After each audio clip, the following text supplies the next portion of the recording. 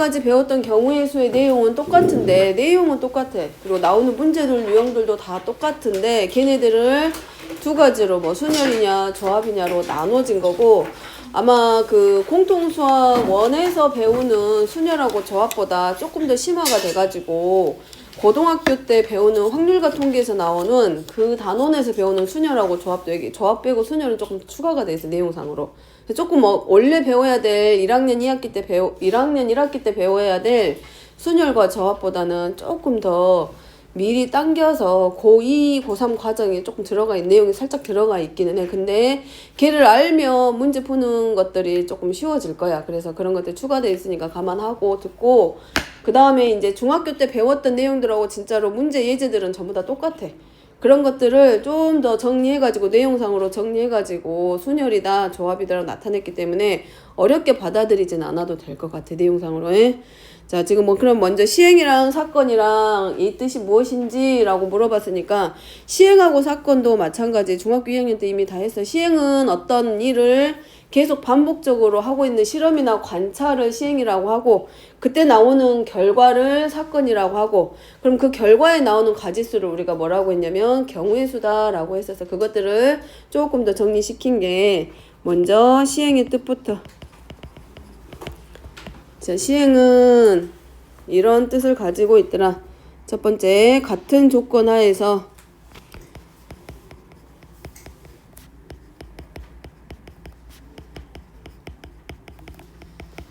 같은 조건, 같은 상황이라고 보면 될 것 같고, 그 안에서 반복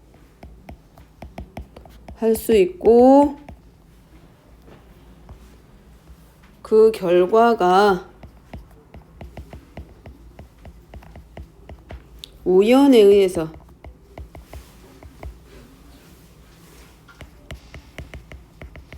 결정되는 실험이나 관찰.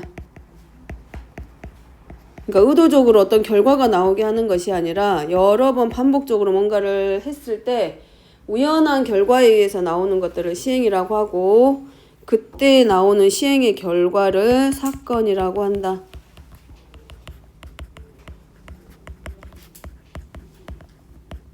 예를 들어서 동전을 계속 던져. 10번이든 20번이든 계속 던지는 거야, 반복적으로. 그게 시행인 거고, 동전을 한번 던질 때마다 앞면 아니면 뒷면에서 두 가지의 경우가 나와. 그럼 그 결과가 바로 사건이 되는 거고, 그럼 그 결과가 동전이 그림 아니면 숫자가 나올 거니까 몇 가지의 결과가 나와. 두 가지. 그러면 그 경우에서는 두 가지야 라고 말하는 거지. 그래서 자, 시행이라는 말이 되려면 두 가지 조건이 만들어져야 되는데, 같은 조건 하에서 반복적으로 일어나는 일이어야 되고, 두 번째는 그 결과가 우연에 의해서, 그러니까 내가 원하는 결과가 나오도록 조작하는 게 아니라 우연에 의해서 결정되는 실험이나 결과를 시행이라고 한다. 그 다음에 경우의 수라고 하는 것은 두 번째, 어떤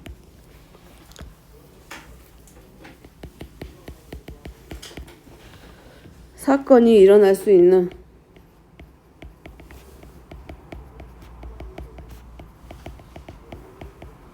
경우의 가지수. 주사위 하나 던져.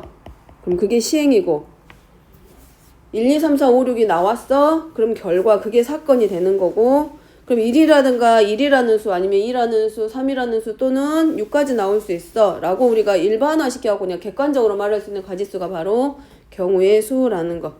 자, 그 다음에 세 번째 합의법칙인데, 자, 합의법칙은 먼저 정의부터 적어보면 두 가지의 경우로 나눌 수 있는데, 두 사건을 가지고 비교했을 때 A라는 사건과 B라는 사건, A, B가 동시에 일어나지 않을 때,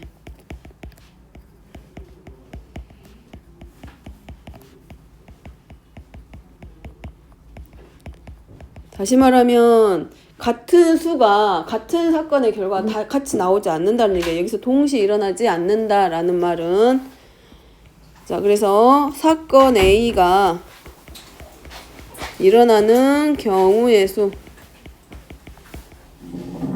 수를 M, 가지라고 하고, 사건 B가 일어나는 경우의 수를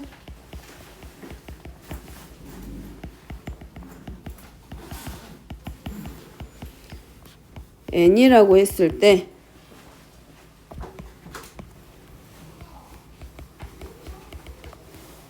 사건 A 또는 B가 일어나는 경우의 수는 우리가 m 더하기 n, 각각의 사건의 경우의 수끼리 서로 더하자. 그게 바로 합의 법칙. 예를 들어서 이런 거야. 주사위 하나 던졌어. 주사위 하나 던졌을 때 짝수의 눈이 나오는 사건을 A, 그 다음에 홀수의 눈이 나오는 사건을 B. 그럼 짝수하고 B가 한 번 던졌을 때, 던졌는데 주사위 눈이 짝수하고 홀수하고 같이 나올 수 있을까? 없지. 여기서 말하는 동시에라는 그 말이야. 동시에라는 말은 하나를 딱 던졌는데, 하나의 사건을 일으켰는데, 만들었는데 거기서 같은 게 두 개가 안 나온다는 얘기야. 똑같은 일이. 그래서 그럴 때는 이제 짝수의 눈이 나오는 경우는 세 가지고 홀수도 세 가지니까 각각의 경우의 수끼리 더해서 6가지야 라고 말하는 게 합의 법칙하고 관련된 거고, 두 번째 합의 법칙의 종류는 이제 똑같이 두 사건 A, B가 일어나는데 사건 A, B에 대하여 첫 번째는 사건 A가 일어나는 경우, 여기 밑에까지는 똑같이 사건 A가 일어나는 경우의 수를 m가지라고 하고, 사건 B가 일어나는 경우의 수를 n가지라 하자. 근데 이번에는 A하고 B라는 사건 안에 겹치는 사건이 하나가 생겨.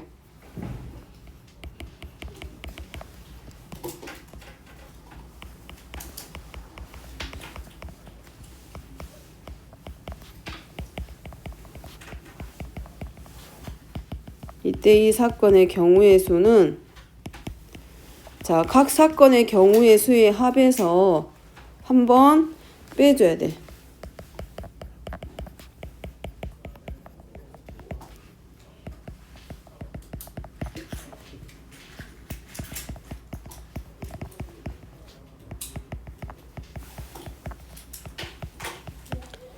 자, 무슨 말이냐면 사건에 주사위를 하나 던졌어. 그러면 2의 배수의 눈이 나오는 사건을 A사건이라고 하자. 그리고 3의 배수의 눈이 나오는 사건을 B라고 하자. 그러면 주사위 하나를 던졌을 때 2의 배수가 나올 수 있는 거는 2, 4, 6이야. 그 다음에 3의 배수가 나올 수 있는 사건은 3하고 6이야. 근데 그 안에 누가 겹치게 돼? 6이라는 숫자가 공통으로 들어가지. 여기서 말하는 동시에 나오는 일어나는 경우의 수다라고 하는 것은 두 사건을 비교했을 때 그 두 사건 사이에서 공통인 사건이 하나가 생겨. 몇 가지가 생겨. 그러면 걔네들은 뭐 하라고? 한번 빼주라고, 겹치는 사건은. 그래서 또는이라는 말이 들었을 때는 각 사건의 경우의 수끼리 더한다. 그래서 동시에라는 말은 연속으로 일어나는 게 아니라 각각의 사건을 두고 봤을 때 걔네들 사이에서 겹치는 사건이 생긴다는 얘기야. 공통인 사건들이 하나씩 하나든 두 개든 발생을 하면 그 공통 사건에 대해서는 경우의 수를 한번 빼주자라는 거지.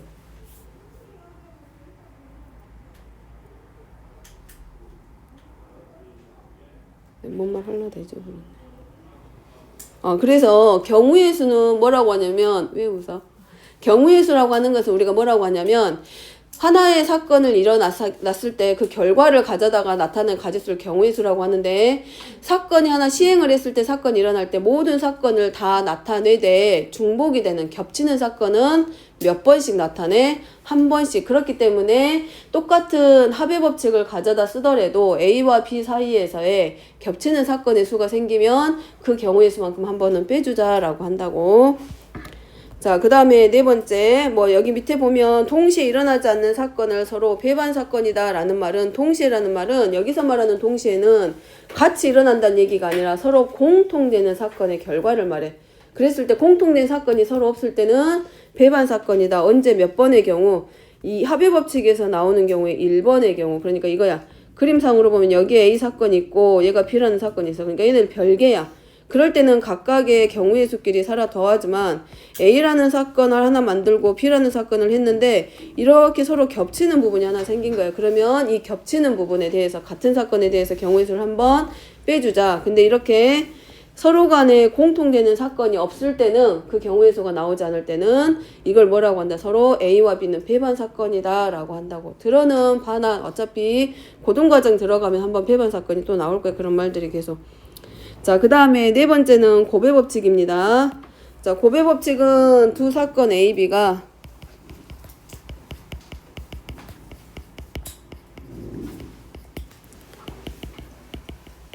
서로 영향을 주지 않을 때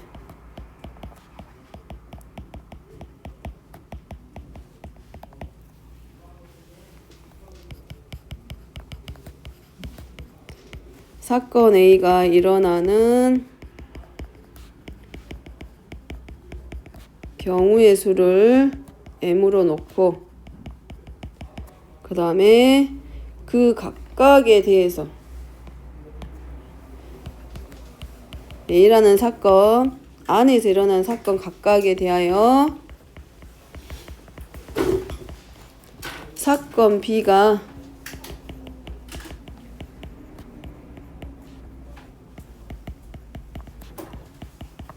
일어나는 경우의 수가 n가지. 그랬을 때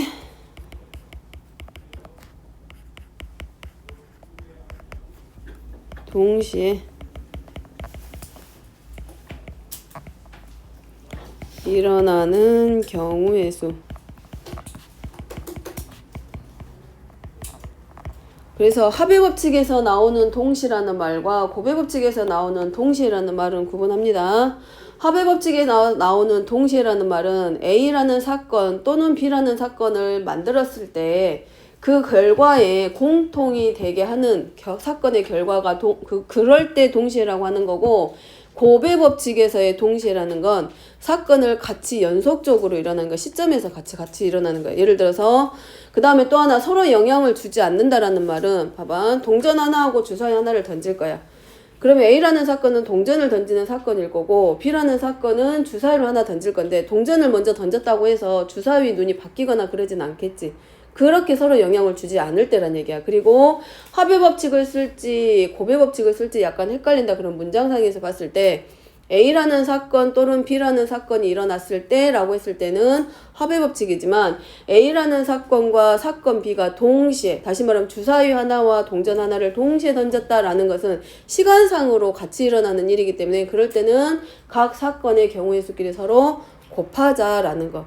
서로 영향을 주지 않는다라는 얘기는 그 말이야. 뭐 내가 동전을 먼저 던졌다고 해서 주사위에 뭐가 경우의 수가 바뀐다거나, 주사위를 먼저 던졌다고 해서 동전이 어떻게 없어지거나 그런 사건, 그렇게 서로 영향을 주지 않을 때 시간적으로 같이 일어날 수 있는 일, 다른 말로 하면 연속이다의 의미로 보면 될 것 같아. 그러면 각 사건의 경우의 수끼리 서로 곱하자. 그것을 고배법칙. 그래서 5번에 있는 예제가 M개의 동전과 N개의 주사위를 동시에 던지는데, 동전 한 개 던질 때마다 숫자 아니면 그림이야. 우리가 아니면 앞면 아니면 뒷면으로 나올 건데, 한 개 던질 때 동전은 2개야. 2개의 동전을 던지면 몇 가지 경우의 수가 생겨? 4가지. 그 다음에 왜냐면 2개 동전이니까 A 동전, B 동전. A 동전에서 일어날 수 있는 게 2가지, B 동전에서 일어날 수 있는 게 2가지. 동시에 들어가잖아. 그러니까 2 곱하기 해서 4가지. 그래서 동전을 몇 개 던졌다 그러면 사건의 경우의 수가 2의 거듭제곱의 꼴로 나타내고, 그래서 M개의 동전이니까 하나 던질 때마다 2가지씩이야. 그 다음에 또 하나, 주사위 한 개 던질 때마다, 우리가 여기서 말한 주사위는 뭐 이상한 주사위가 아니야. 특정한 주사위는 줄 거야. 뭐 정사면체 모양을 할 거야. 또는 정12면체 줄 거야. 그러면 이제 바뀌지. 근데 여기서 아무 뭐 조건 없이 주사위 그러면 우리가 알고 있는 정육면체 모양의 1부터 6까지 눈으로 찍힌 주사위라고 생각하면 돼. 그래서 한 번 던질 때마다 1부터 6까지의 눈을 가지고 있기 때문에 경우의 수가 6가지. 근데 얘네들이 각각의 사건에 대해서 동시에 일어나고 있는 사건이기 때문에 자, 여기서부터 여기까지는 n번 나올 것이고 얘도 마찬가지 n번 나올 거기 때문에 2의 m제곱 곱하기 6의 n제곱. 이거는 뭐 외우는 거는 아니야. 이해를 하고 적으면 되고 외워서 가는 내용은 아닐 것이고. 자, 지금 하고 있는 내용은 중학교 2학년 때 했던 내용들을 그냥 정리하고 있는 시간이야. 자, 6번입니다. 6번은 가위바위보 할 거야, 3명이. 자, 3명이 가위바위보 할 건데 얘네들 따로 하는 거 아니지? 동시에 하겠지? 총 몇 가지? 27가지. 사람마다 몇 개씩 낼 수 있어? 가위바위보 3개씩 낼 수 있을 거 아니야? 그럼 우리가 이거는 해봤지. 가위 내고 A라는 사람과 B라는 사람과 C라는 사람이 있을 때 각각에 낼 수 있는 게 가위바위보면 A도 마찬가지 3가지. A가 바위 냈을 때 B가 낼 수 있는 것도 3가지. 마찬가지로 그때마다 전부 다 3가지씩을 가지고 있기 때문에 얘네들 결국 다 더하면 27가지야. 근데 얘네를 우리가 간략하게 정리해서 이렇게 사건들이 동시에 일어나는 일이구나. 그러면 각 사건의 경우의 수끼리 곱해주면 되겠구나 해서 27가지. 근데 그거를 이제 따로따로 했을 때 혼자만 이기는 게 아니라 A라는 사람이 이겨. 그 말은 A만 이길 수도 있고 A하고 B가 이길 수도 있고 B하고 C가 이길 수도 있고 그러겠지. 그래서 이렇게 하나의 사건이더라도 나누어서 나타낼 수 있는 거를 뭐라고 하냐면 분할이다라고 하는데 이 분할이라고 하는 것은 이제 뒤에서 한 번 더 다룰 것이고. 그럼 일단 6번은 가위바위보를 할 건데 A만 이길 거야. 그럼 몇 가지?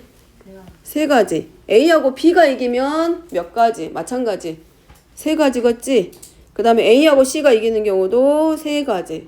그래서 A, B, A가 이길 수 있는 경우의 수는 A가 이기거나 A만 이기거나 아니면 B하고 같이 이기거나 C하고 이길 수 있기 때문에 총 9가지. 자, 그 다음에 7번은 동전 문제. 자, 동전 문제에서 지불하는 방법이 있고 지불할 수 있는 금액의 방법이 있습니다. 지불하는 방법은 동전의 개수하고 관련돼서 예를 들어서 동전이 지금 몇 번이냐면 8번 먼저 보면 동전이 500원짜리 동전이 3개가 있고 100원짜리 3개가 있어. 그럼 500원짜리를 지불할 수 있는 방법은 총 몇 가지야? 하나도 안 날 때부터 몇 개까지? 3개까지 낼 수 있기 때문에 500원짜리 동전을 지불할 수 있는 방법은 총 몇 가지냐면 여기는 금액인데 금액이 또 마찬가지겠지.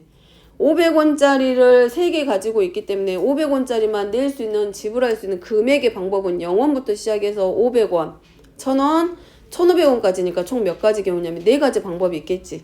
그럼 이게 하나의 사건 A가 되는 거야. 그 다음에 100원짜리 동전을 지불할 수 있는 금액의 방법도 금액의 가지수도 하나도 안 낼 때부터 100원, 200원, 300원까지가 총 몇 가지냐면 4가지야. 그래서 금액의 방법에서 봤을 때 구분할 거는 1번과 2번은 분명히 차이점이 있어. 1번은 100원짜리 3개 합쳐봐야 500원 안 만들어져. 그러지? 그럴 때는 지불할 수 있는 금액의 방법이나 지불할 수 있는 방법의 가지수나 서로 같아. 다시 말하면 동전의 개수에다가 하나씩 더 더해주는 거지. 이 더하기 1은 언제? 0원일 때. 그리고 지불할 거기 때문에 0원이 되는 경우 한 가지 빼서 총 몇 가지가 되냐면 15가지. 근데 얘는 지불할 수 있는 방법과 금액의 가지수와 지불할 수 있는 방법의 가지수가 서로 같아. 지불할 수 있는 금액의 수의 가지수와 지불하는 방법의 가지수 서로 같은 방법이야. 근데 2번의 경우는 500원짜리 동전이 2개고 100원짜리가 5개고 10원짜리가 4개야. 그러면 500원짜리 1개 낼 때나 100원짜리 5개 낼 때나 서로 금액이 같아져. 그래서 여기서는 지불 방법의 가지수는 지불할 수 있는 방법이야. 금액이 아니라 지불할 수 있는 방법의 수는 동전의 개수보다 우리가 얼만큼씩만 1씩만 더해주면 되고 거기서 하나도 안 낼 때 0원일 때를 빼고 들어가면 되고. 근데 금액의 방법은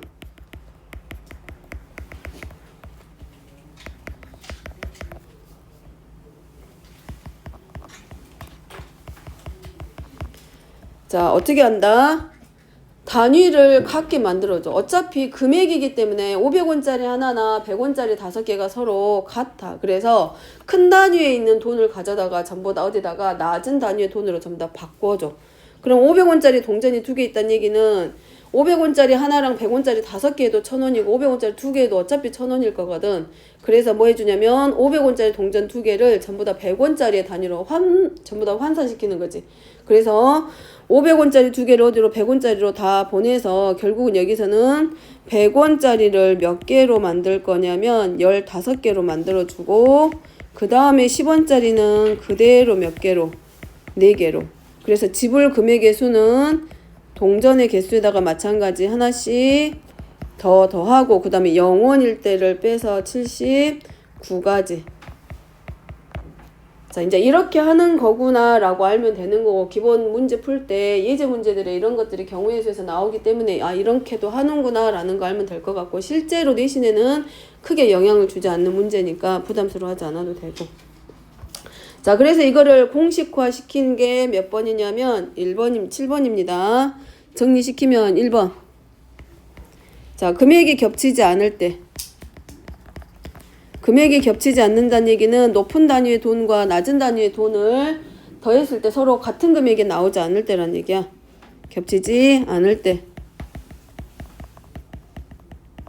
얘는 동전의 개수에다가 똑같이 하나씩 더하기 하고 마지막에 하나 빼면 되고, 두 번째는 금액이 서로 겹칠 때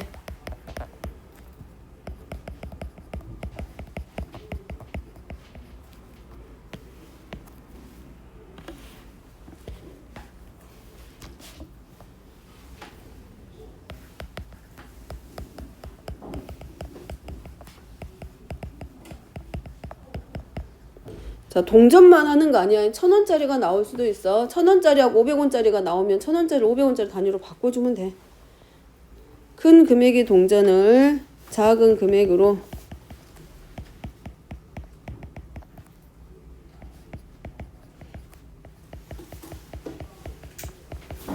바꾸어 금액이 겹치지 않게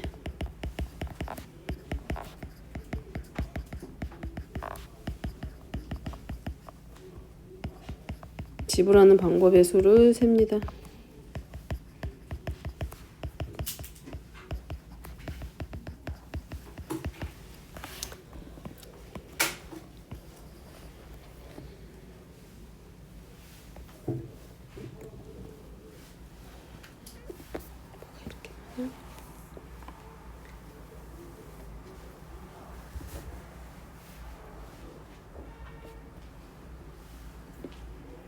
자, 넘어가도 돼.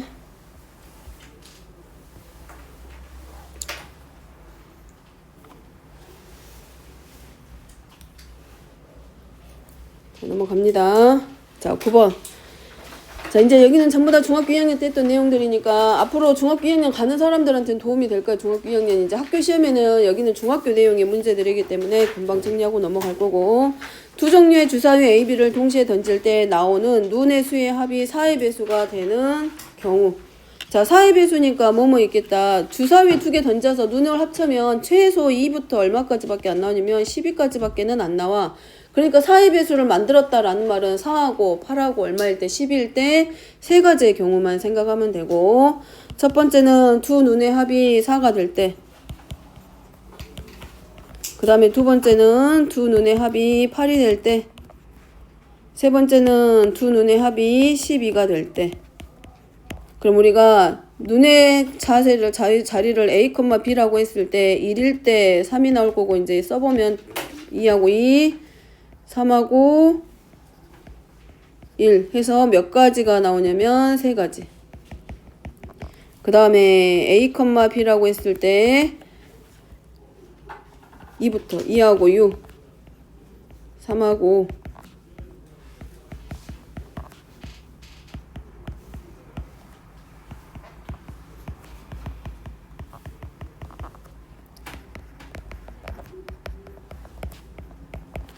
그래서 전체 경우의 수 몇 가지? 9가지.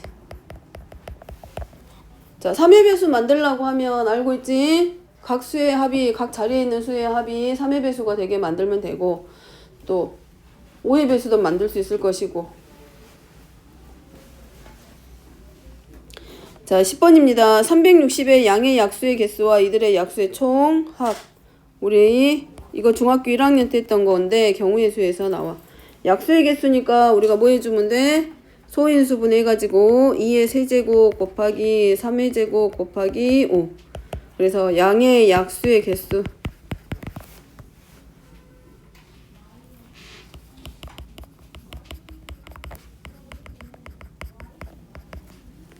각 지수의 1씩 더해서 곱하니까 24개. 그 다음에 양의 약수의 총합. 자, 3개짜리는 아닌데 만약에 예를 들어서 2의 제곱 곱하기 5야. 그러면 이 수의 약수의 총합을 구해봐. 그럼 우리가 약수의 개수 구하는 과정이 이거였어. 1부터 시작해서 거듭 제곱이 나오는 수. 그리고 얘네들끼리 서로 한 번씩 곱해주거든. 자, 그럼 이렇게 나왔을 때 이 안에 있는 수들끼리 다 더하는 게 약수의 총합. 알고 있겠지? 그래서 약수의 총합은 어떻게 한다? 각각의 거듭 제곱으로 나온 이 수들의 약수들끼리 먼저 더해. 그럼 2의 세제곱이니까 2의 세제곱까지. 그 다음에 3의 제곱이니까 3의 제곱의 약수들의 합. 그 다음에 5의 약수는 1 더하기 5. 그래서 각각의 거듭 제곱한 수들의 약수의 총합끼리 곱했을 때 양의 약수의 총합. 자, 방법을 알면 될 것 같고. 자, 다음 2번은 자, 양의 약수의 개수가 20인 자연수의 가장 작은 수를 구하여라. 그럼 우리가 소인수분해 했을 때 지수의 1씩 더해서 곱한 거기 때문에 가장 작은 거니까 소인수를 작은 수를 기준으로부터 해서 지수의 합들이 지수의 1씩 더해서 곱해서 20을 만드는 수를 찾아가면 되는 건데 20이니까 먼저 작게 만들 거니까 밑에 수가 2가 되겠지. 그래서 2의 몇 제곱짜리가 올 수 있어? 2의 19제곱. 그러면 얘도 마찬가지 약수는 20. 그럼 곱해서 20이 되는 수를 만들 거기 때문에 10 곱하기 2도 나올 수 있고 얘네들은 지금 어디냐면 지수 쪽에 1씩 더했을 때 만들어진 수야. 그 다음에 또 하나는 5 곱하기 4도 나올 수 있을 것이고 또 하나는 5 곱하기 2 곱하기 2로 될 수 있기 때문에 우리가 짝을 지어주면 얘는 하나는 2의 19제곱짜리 나올 것이고 그 다음에 10 곱하기 2란 얘기는 2의 9제곱에다가 3을 곱해서 만들 수도 있고 그 다음에 5가 돼서 5 곱하기 4가 되려면 2의 4제곱 곱하기 3의 3제곱 해서 만들 수 있고 그 다음에 5 곱하기 2 곱하기 2다 그러면 2의 4제곱 곱하기 3 곱하기 5. 그럼 이 중에서 가장 작은 수 찾아주면 되지. 2의 19제곱 같은 건 제외시키고 이네 이거 제일 작지. 그래서 가장 작은 자연수는 2의 4제곱 곱하기 3 곱하기 5.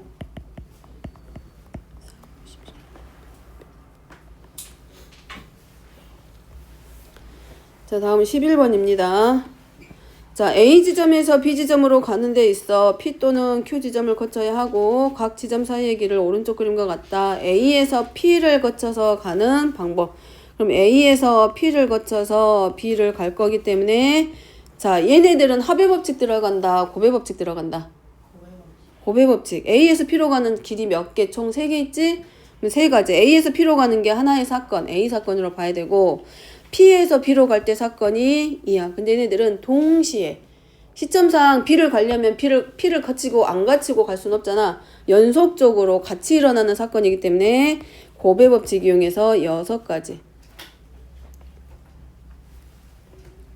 근데 A에서 P로 가는 방법은 자, A에서 P로만 갈 수 있는 거 아니지.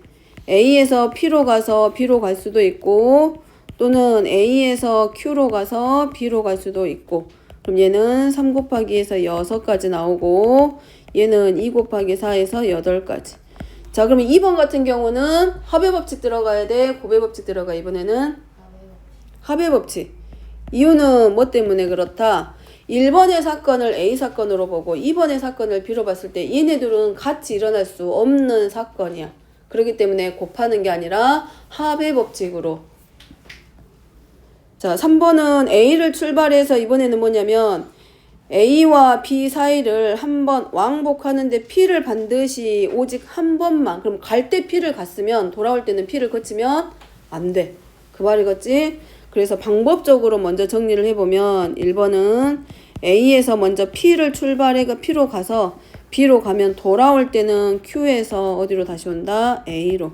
그럼 얘는 3 곱하기 2 곱하기 B에서 Q로 가니까 4 곱하기에서 48까지 나오고, 두 번째는 이번에는 갈 때 Q를 거치고 돌아올 때 P를 거치는 방법. 얘도 마찬가지 48가지. 그래서 각각의 사건이 같이 일어날 수 없기 때문에 합의 법칙 이용해서 각 사건의 경우의 수끼리 더하기.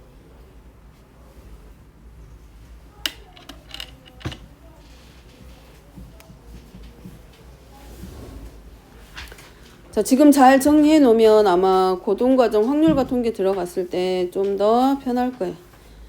자, 12번입니다. 12번인가? 12번입니다. 오른쪽 그림과 같이 철사로 연결된 공간 도형이 있다. 모서리의 길이가 모두 같을 때 A 지점에서 B 지점까지 철사를 따라 최단 거리로 움직이는 경우의 수를 구하시오. 자, 그러면 얘는 어디서 A에서 출발해서 B로 갈 거기 때문에 한 칸의 길이가 모두 같다 그랬어. 지금 같은 길이만큼을 가지고 가는 도형을 만들어 놨고 가장 짧게 움직일 거기 때문에 몇 칸으로 움직였을 때 가장 짧게 갈 수 있어? 몇 칸 만에? 5칸? 하나, 둘, 셋, 넷, 다섯. 어차피 최단 거리로 갈 거기 때문에 굳이 왔던 길을 돌아서 다시 갈 필요는 없는 거잖아. 그래서 5칸 안에서 가장 짧게 갈 수 있을 것이고, 그 다음에 이제 우리가 뭐 할 거냐면 반드시 거쳐야 될 지점들을 하나씩 찾을 거야. 근데 그거를 어떻게 찾냐면 이제 실은 이렇게 채워져 있다고 가정하고, 이거 안 하고 있잖아. 그냥 해도 상관없어. A에서 P는 반드시 거쳐가야 돼. 이 자리 거쳐갈 거고 이런 자리들을 거쳐갈 거기 때문에 우리가 하나씩 실은 이렇게 다 찾아가는 방법도 있어. 근데 그거를 정리시키면 자, 우리가 가야 될 방향은 A에서 B로 갈 거야. 이렇게 이 방향으로 갈 거거든.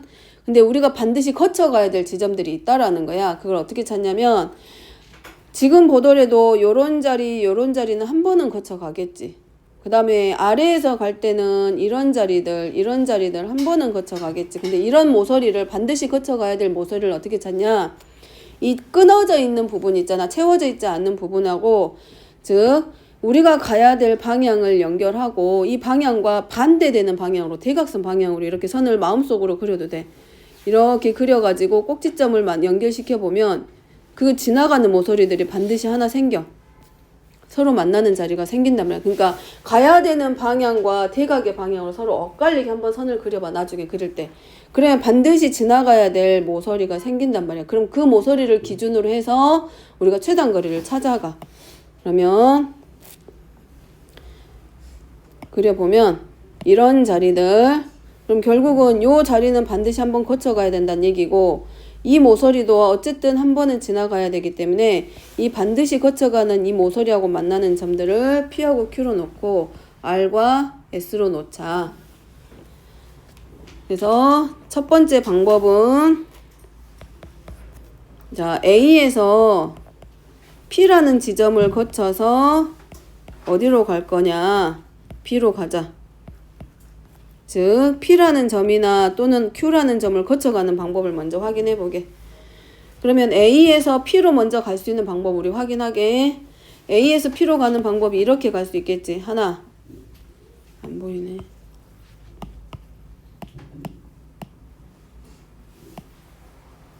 요렇게 가겠지. 이것도 안 보이네.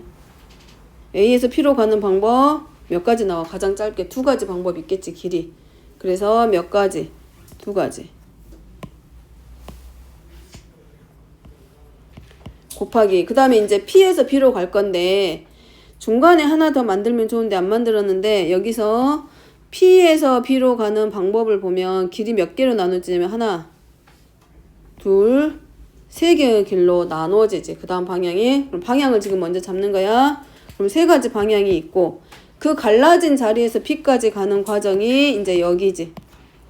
여기서부터 얘랑 이 지점에서 하나, 각각이 몇 번 방법이냐면 두 가지씩 나와. 그 다음에 여기서도 하나, 여기서도 하나, 두 가지. 그 다음에 이 자리에서도 올라가고, 이 자리에서도, 이제 헷갈린다. 자, 요 자리에서 올라갈 수 있는 방법도 하나, 두 개 나오겠지. 그러면 이 P에서 세 가지의 길로 갈라지고 나서, 그 점에서 B로 올라가는 방법이 몇 가지 길이냐면 세 가지 길이기 때문에 곱하기 얼마 할 거냐면, 아니, 두 가지씩 있기 때문에 곱하기해서 총 몇 가지냐면 12가지 방법이 생겨.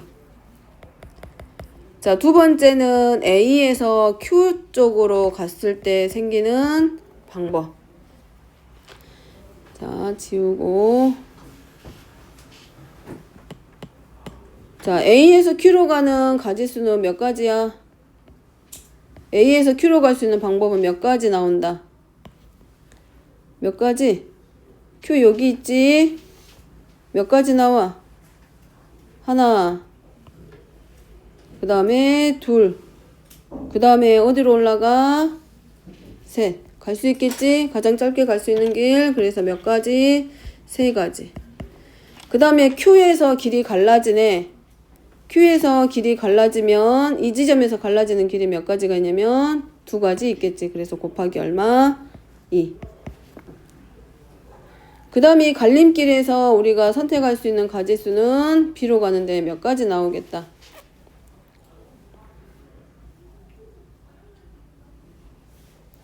몇 가지 나와?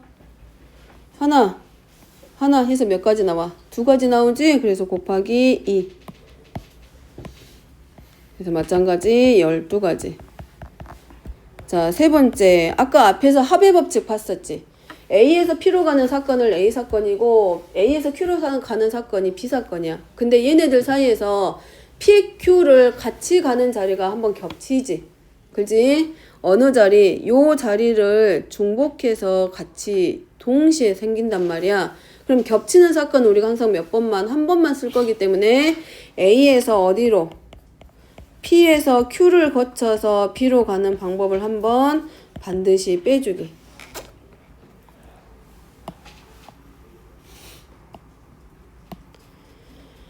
자, A에서 P로 가는 방법 두 가지.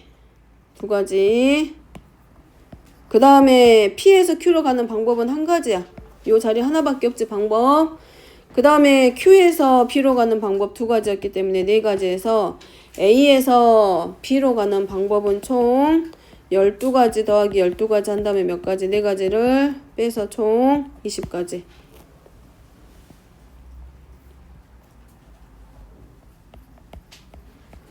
자, 다음은 R이랑 S, 선분 R, S 그쪽으로 지나갔을 때입니다. 첫 번째 A에서 R을 거쳐서 S로 가는 방법. 두 번째는 A에서 S 지점을 거쳐서 B로 가는 방법. 아이고야, B다. 그 다음에 세 번째는 A에서 마찬가지 R이랑 S랑 거쳐서 가는 방법이 있겠지. 거치고 B 지점으로 가는 방법 한 가지. 자, A에서 R로 가는 가장 짧은 길이는 딱 한 번에 가는 게 끝이야. 그래서 1. 그 다음에 R에서 B로 갈 거기 때문에 몇 가지가 나온다? 하나. 우리 그려보면 R에서 갈 거니까 하나, 둘, 셋. 그래서 세 가지. 그래서 총 몇 가지? 세 가지. 그 다음에 A에서 S로 가는 방법. A에서 S로 가는 방법은 두 가지, 세 가지. 자, A에서 S로 가는 방법도 마찬가지.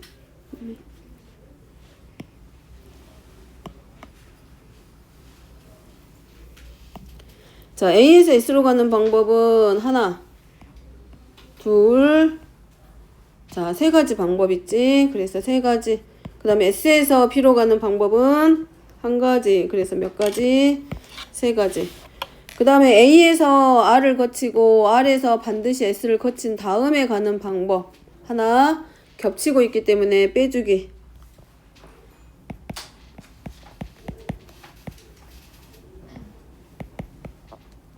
전부 다 한 가지야. 여기는 가는 방법이 1밖에 안 돼. A에서 R로 가는데 하나, R에서 S로 가는데 하나, S에서 B로 가는데 하나. 그래서 한 가지. 그래서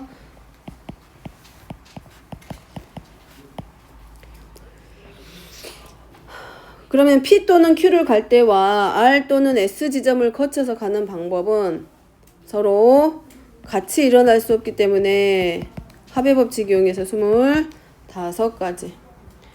자, 경우의 수 찾는 거는 두 번째 꼭 반드시 잘 찾아야 될 것이고, 저렇게 반드시 거쳐야 되는 지점은 내가 가야 될 방향과 그것에 서로 엇갈리는 대각선 방향하고 그려봤을 때, 이어봤을 때 서로 포개어지는 자리가 분명히 있단 말이야. 점이든 선분이든. 그럼 그 자리를 기준으로 반드시 거쳐야 될 지점으로 놓고 갈 때와 또 그리고 나서 겹쳐지면 공통으로 겹치는 사건의 경우는 마지막에 한번 빼주기. 그 지점을 반드시 거쳐서 가는구나 라고 생각하고, 자, 13번은 색칠 문제입니다. A, B, C, D 5가지 색의 전부 또는 일부를 사용해서 칠하되 이웃한 부분은 서로 다른 색을 칠할 거다. 그러면 우리가 가장 많은 경계선을 가지고 있는 애를 기준으로 놓고, 이웃한다 라고 하는 것은 경계선을 같이 공용으로 해서 쓰는 거야. 그러니까 이런 그림들 많이 봤을 거야. 그럼 A, B, C, D 있을 때 A하고 B는 이웃하고 A하고 D도 이웃하지만 이렇게 서로 경계선이 한 점에서 만났을 때는 A하고 C는 서로 이웃하지 않는다로 보지. 그래서 이웃한다의 의미는 색칠 문제에서 서로 경계선이 맞닿고 있을 때는 이웃한다라고. 그래서 전체 가지수 먼저 확인해 보면 제일 먼저 어디서부터 칠하기 시작하면 돼. A에서부터 칠하면 되지. 그럼 A는 몇 가지? 5가지 되지. 요거 놓고, 자, A에서 5가지 경우가 생겨. 자, 그 다음에 차근차근 알파벳 순서로 갈 거니까 B는 A를 뺀 나머지니까 4. 그 다음에 C 영역은 A도 인접해 있고 B하고도 인접하고 있으니까 색깔을 몇 개 빼줘야 돼. 2개를 뺀 나머지 가야 되겠지? 그러니까 3가지. 자, 그 다음에 D는 이거네. 일단 C하고 A하고 인접했으니까 몇 개 빼? 2개 빼겠지? 그럼 몇 가지가 있을 수 있겠어? 3가지가 될 수도 있고 아니면 몇 가지가 될 수도 있다. D에 올 수 있는 경우는 만약에 C하고 A만 아니면 돼. 그러니까 몇 가지? 3가지. 올 수 있겠지? 근데 누구하고 인접하지 않냐면 B하고 인접하고 있지 않지. 그러니까 얘가 누가 될 수도 있어. 얘랑 아예 그냥 다르게 쓸 거면 3가지만 오면 돼. 그지? 근데 B하고도 서로 어때? 같은 색깔을 칠해도 상관없지. 그렇기 때문에 D에서 선택할 수 있는 가지수는 우리가 이렇게 보면 돼, 이제. 아이고. 자, D에서 칠할 수 있는 방법을 그냥 이렇게 갈까? D에서 아예 누구랑 B하고 아예 다른 색으로 갈 거야. 그럼 몇 가지 방법? 아니면 B하고 먼저 같게 만들어. D하고 B하고 똑같은 색 칠할 거야. 그러면 선택 방법이 없어. 그냥 몇 가지. B가 칠한 거 무조건 따라가니까 그때는 몇 가지야? 한 가지밖에 안 돼. 그지? 그 다음에 E는 이제 뭐만 아니면 돼? 하나, 둘, 3개만 아니면 되겠지. 근데 D하고 B가 이미 같기 때문에 몇 개를 빼면 돼? 2개를 빼면 돼. 그래서 곱하기 3. 그러면 9, 20에서 180까지. 자, 그 다음에 또 방금은 B하고 D가 같게 갔지만 이렇게 갈 수도 있지. 똑같은 C까지는. 근데 D가 이래. 나는 B하고 다르게 갈 거야. D가 나는 B하고 다르게 갈 거야. 그러면 A에 칠한 거, B에 칠한 거, C에 칠한 거 빼야 되겠지. 그러니까 몇 가지? 2가지. 그러면 E는 누구 빼야 돼? A도 빼야 되고 B도 빼야 되고 D도 빼야 되겠지? 3개 다 빼니까 몇 가지? 2가지. 얘가 몇 가지지?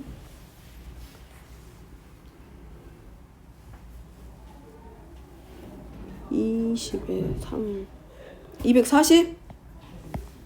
그래서 총 420가지.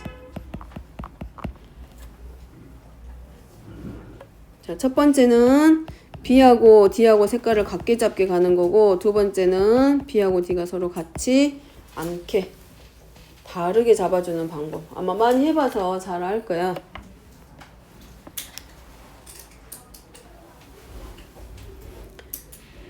자, 10분만 쉬었다가 순열 넘어가게.